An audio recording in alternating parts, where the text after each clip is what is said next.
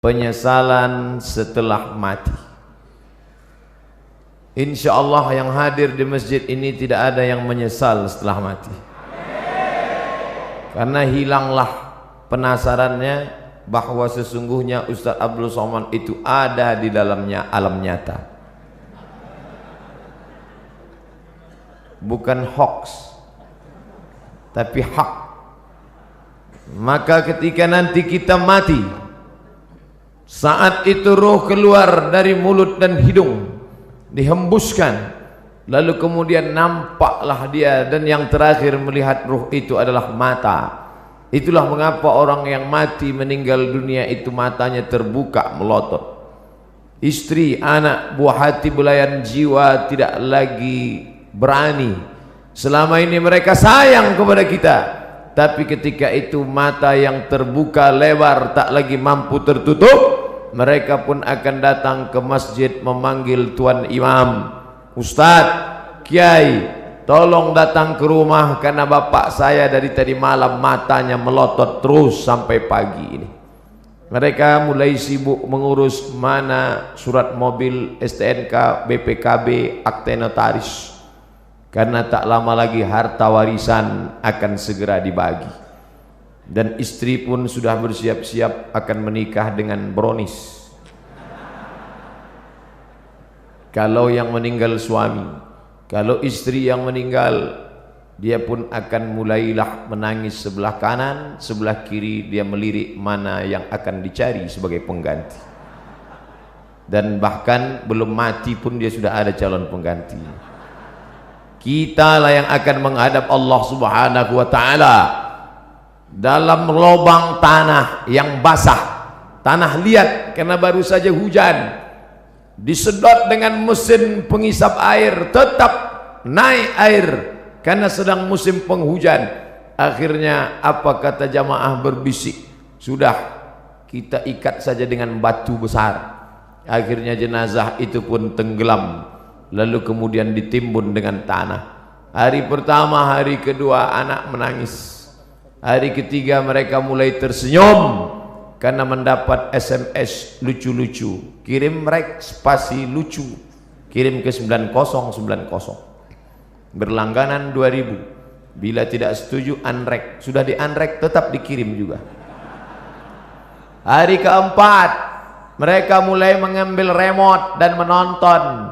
Istri tersenyum sendiri di kamar, anak tertawa sendiri di kamar masing-masing, karena mereka punya TV di kamar masing-masing. Dan tak lama setelah itu mereka pun mulai membuka laci mencari mana surat tanah, mana surat mobil. Mereka hari Senin mulai ke kantor Samsat untuk balik nama. Kenapa balik nama? Karena polisi tidak mau menangkap almarhum. Lalu apa yang dibawa menghadap Allah? Pada saat itulah orang mati itu akan berkata, ya Rabb, ya Allah, laula aqartani ila ajalin qarib, kalau engkau beri aku masa sedikit saja, tambah umurku sekejap saja ya Allah, apa yang akan kau lakukan? Fa as-saddaqa, aku mau bersodaqah, bukan somat, aku mau bersedekah. Laula aqartani ila ajalin qarib, kalau kau berikan aku waktu sekejap saja, aku mau bersedekah. Wa akum minas salihin, aku mau beramal saleh. Alhamdulillah, orang Jawa Barat rajin bersedekah, buktinya masjid yang besar ini. Nampaknya yang bersedekah tidak hadir di sini karena suaranya tidak besar. Kalau dia hadir pasti dia berkata, amin, itu sedekah saya. Tapi rupanya orang Jawa Barat tidak mau riak. Memang dia bersedekah tapi dia diam saja. Malah yang mengatakan amin itu tidak bersedekah sama sekali. Serba salah mendengar ceramah Ustadz ini. Mau bilang amin dia katakan ini, mau bilang tidak amin. Kalau begitu lebih baik bersuara tapi bergerak tidak bersuara. Tidak ada gunanya harta yang banyak, tinggal tanah yang luas tinggal, kebun yang sejauh mata memandang tinggal. Itu kebun teh siapa? Luas sekali, saya tidak tahu Pak Ustaz. Itu kebun orang, siapa yang punya tidak tahu. Tinggal, yang kau bawa mana? Yang pernah kau usap kepala anak yatim. Ini bulan Rajab, tidak lama lagi bulan Sya'ban, santunan anak yatim. Banyak orang menyantuni anak yatim di bulan Sya'ban, di bulan Rajab. Tapi setelah itu mereka berhenti. Memangnya perut anak yatim itu laparnya di bulan Sya'ban saja. Itu hanya untuk show, untuk pertunjukan, starting point. Tapi lebih daripada itu adalah untuk memperdulikan, memperhatikan mereka. Maka saya diberi judul. Biasanya judul saya pemimpin yang adil. Biasanya judulnya jihad fisabilillah. Biasa judulnya remaja hijrah. Biasa judulnya perempuan penunjang pendobrak kemunduran. Tapi hari ini judulnya menyesal setelah mati. Memangnya saya Ustadz mati? Hidup ini diberikan Allah Ta'ala bukan untuk mati. Hidup ini diberikan Allah Ta'ala untuk hidup. Maka siapa yang berpikir untuk mati, maka sebenarnya kehidupannya ini yang panjang, yang banyak, sebenarnya hanyalah persiapan-persiapan untuk menghadapi kematian. Insya Allah, kalau beginilah ramainya solat berjamaah, maka saya tidak perlu lagi memberi motivasi solat berjamaah. Insya Allah subuhnya pun kabarnya kata Pak Gubernur seperti ini juga banyaknya.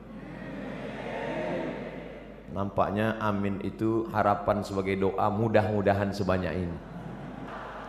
Bapak Ibu yang dimuliakan Allah, maka selagi masih ada kesempatan bersedekah, jangan sampai seperti yang dikatakan, laula aqartani ila ajalin qarib, kau tambah umurku, tapi umur tak bisa ditambah. Umur bukan isi ulang. Idza jaa ajaluhum, kalau ajal sudah sampai, la yastakhiruna sa'atan, tidak dapat ditunda walau sesaat, wala yastaqdimun, tidak pula dapat dimajukan walaupun sesaat.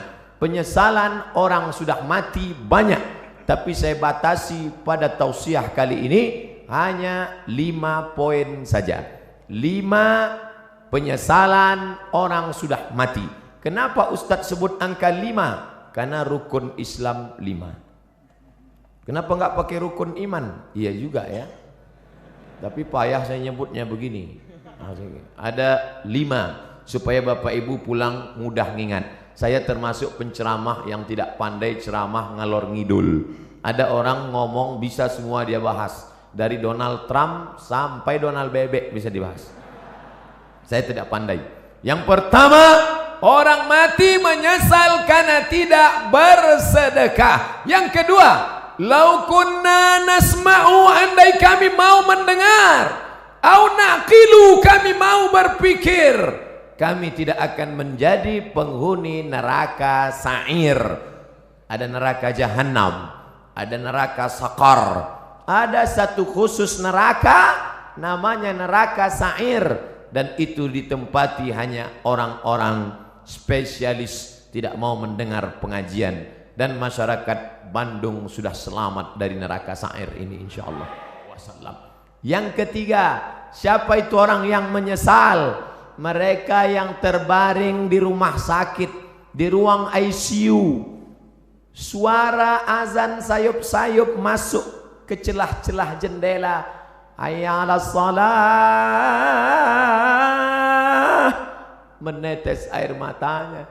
Kenapa? Karena dulu waktu sehat orang azan dia laga ikan cupang, orang azan dia tetap main game online PlayStation, bahkan mengejek-ejek orang sholat, hayya 'alas shalah, kamu aja duluan lah. Padahal mestinya dia katakan la haula wala quwata illa billah. Tapi sampai masanya dulu kau berotot tegap, tapi akhirnya kau seperti bunga mekar, layu, kuning, mati. Berapa banyak dulu yang berotot tegap, sebelah kiri tatu ular kobra, sebelah kanan singa. Sekarang begitu keriput, kucing kena minyak. Mana suaramu yang menggelegar dulu? Mana kumis tebalmu dulu? Nanti saya cerita kumis, yang berkumis tersinggung. Mana badanmu yang tegap dulu? Yang tegap tersinggung. Lalu yang mau saya omongin apa?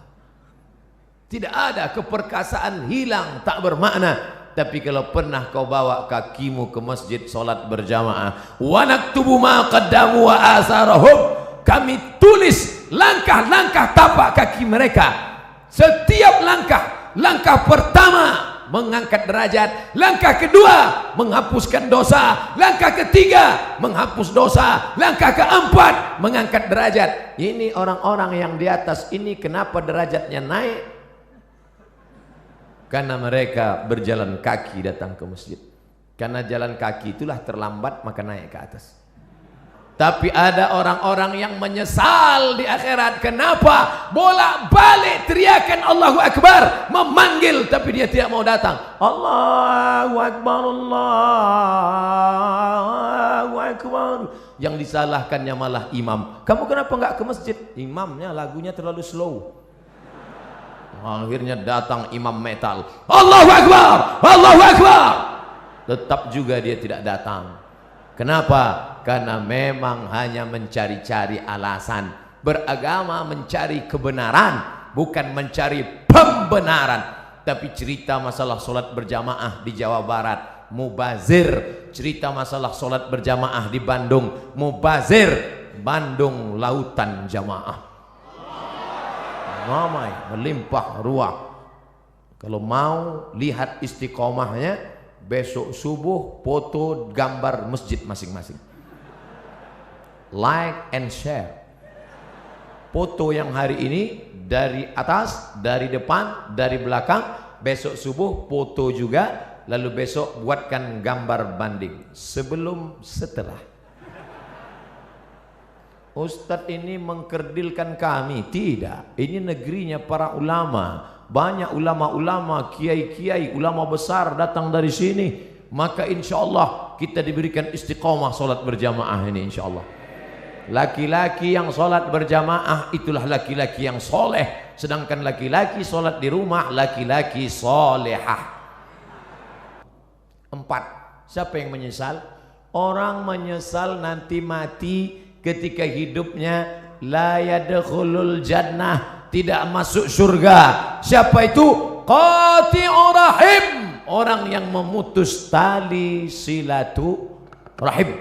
Alhamdulillah kita sambung tali silaturahim. Subuh ketemu, zuhur ketemu, asar ketemu, maghrib ketemu, isya ketemu. Loh, kok ketemu terus sama ente di masjid ini? Lah wong saya tinggal di sini. Rumah saya dekat dari sini. Alhamdulillah. Tapi ada orang yang rumahnya jauh, tetap istiqomah ke masjid. Di Mesir, di tepi-tepi dinding masjid disediakan kursi. Kursi 2, 5, 3, 4. Untuk apa? Orang-orang yang tua dibawa oleh anaknya dengan kursi roda, didudukkan. Qad qamatis salatu, qad qamatis salah. Allahu Akbar, Allahu Akbar. La ilaha illallah. Mereka mesti dibawa bersilaturahim. Sebelum sholat salaman. Apa kabar Bapak? Sehat. Di mana sekarang keadaannya? Alhamdulillah. Anak-anaknya sehat, sehat. Istrinya sehat, sehat. Tetangganya sehat, sehat. Menyambung tali silaturahim. Sekarang orang tidak lagi ada sambung silaturahim. Sabtu, Ahad, libur, tidak masuk kantor, tidak ketemu orang. Dari mulai malam Sabtu nanti malam sampai hari Ahad sore hanya di depan komputer laptop. Jempol ini sampai bengkak. Tidak ketemu orang. Sunyi di tengah keramaian. Nenek, kakek, bapak, ibu, paman, anak, ponakan duduk di ruang tamu, tapi tidak ada bicara. Bahasa Arabnya la salam wala kalam. Bahasa Inggrisnya silent generation. generasi diam. Andai ada yang mati di situ pun dia tetap juga. Bukan dia tolong, dia foto langsung. Bagi yang kasihan tolong like and share. Kasihan. Ini dunia ini sudah kacau balau. Hari ini kita bertemu bersilaturahim.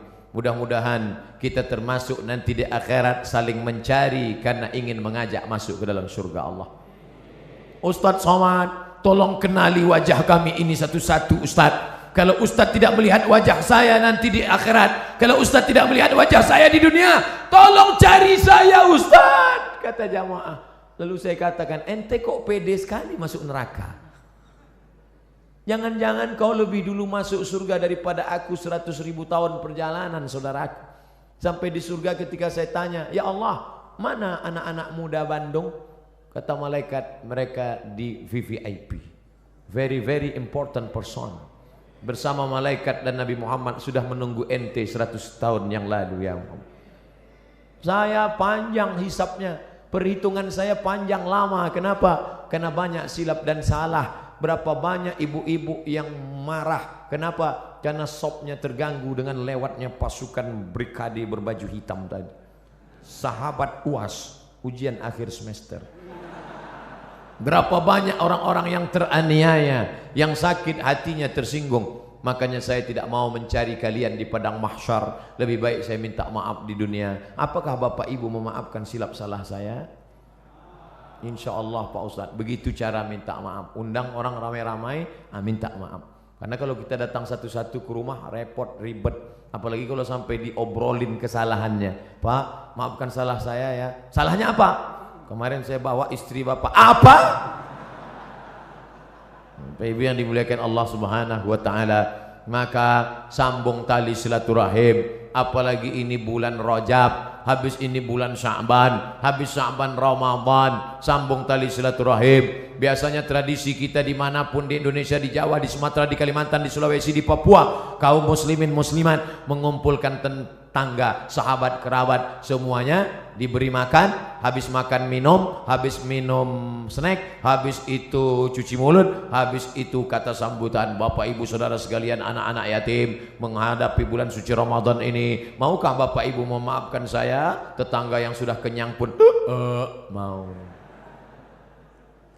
Menunggu Ramadan baru minta maaf, menunggu Idul Fitri baru minta maaf, masalah. Karena kalau sampai kita mati menghadap Allah Subhanahu wa taala dalam keadaan membawa silap dan salah, termasuk penyesalan. Menyesal kenapa aku tidak minta maaf dulu di dunia. Menyesal. Suami-suami, minta maaflah kepada istri kalau memang silap dan salahmu banyak. Tidak perlu malu.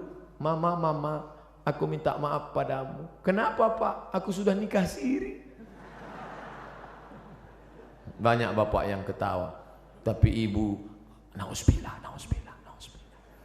Bapak Ibu yang dimuliakan Allah, yang terakhir, apa yang disesali manusia? Yang disesalinya adalah karena dia tidak pernah berdakwah. Hidup pernah, kaya pernah, berkuasa pernah, tapi berdakwah tidak pernah. Dakwah itu ceramah Pak Ustadz, bukan. Ini yang perlu diluruskan. Ada orang memahami dakwah itu ceramah. Gubernur enggak perlu ceramah. Kenapa? Sudah ada Ustadz Somad ceramah. Tapi gubernur dakwahnya apa? Membangun lokal untuk orang anak-anak usia sekolah. 7,2 juta. Jawa Barat penduduknya 48 juta. Anak usia sekolah 7,2 juta. Tidak bisa sekolah karena tidak ada lokal. Tapi ketika ada kekuasaan di tangan, menjadi gubernur, bisa dibangun sebanyak sekian ribu lokal. Akhirnya sekarang anak usia tamat yang bisa sekolah dari awalnya 800.000 orang menjadi 2 juta orang bisa tamat. Karena apa? Dakwah dengan kekuasaan. Allahu Akbar. Oleh sebab itu maka berdakwahlah. Saya kebetulan dakwahnya cuman bisa ceramah dengan lidah. Bapak-bapak dari Polda, bapak-bapak dari Polresta, mereka enggak ceramah. Bapak-bapak kepolisian tidak perlu ceramah, cukup dengan pakai seragam datang ke masjid.